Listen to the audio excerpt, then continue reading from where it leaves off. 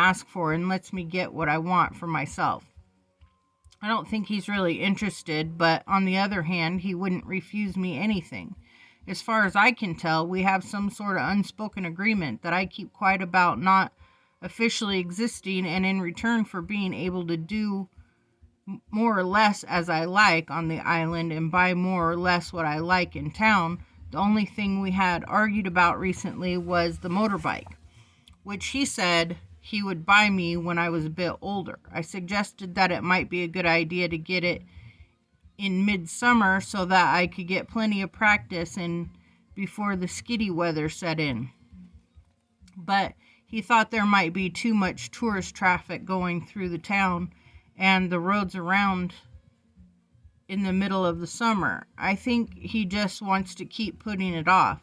He might be frightened of me gaining too much independence, or he might simply be scared that I'll kill myself the way a lot of youths seem to do when they get a bike. I don't know. I never know exactly how much he really feels for me. Come to think of it, I never know exactly how much I really feel for him. I had rather been hoping that I might see somebody I knew while I was in town, but the only people I saw were old Mackenzie in the gun and tackle shop and Mrs. Stewart in the cafe, yawning and fat behind the Formica counters and reading a Mills and Boone. Not that I know all that many people anyway. I suppose Jamie is my only real friend, though through him I have met a few people of about my own age and I regard as acquaintances. Not going to school and having to pretend I didn't live on the island all the time has meant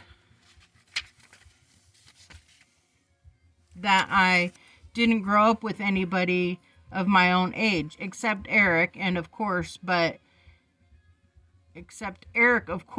even he was away for a long time. And about the time I was thinking of venturing further afield and getting to know more people, Eric went crazy, and things got a bit uncomfortable in the town for a while.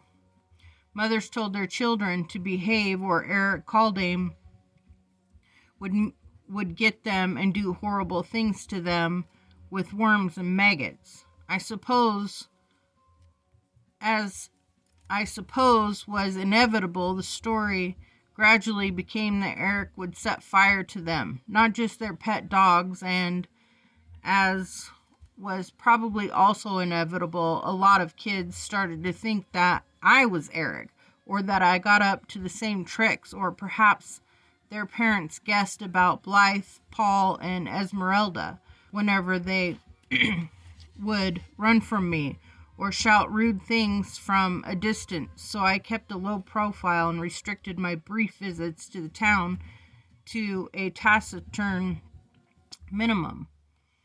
I get the odd, funny look to this day from children, youths, and adults. And I know some mothers tell their children to behave or Frank will get you. But it doesn't bother me. I can take it.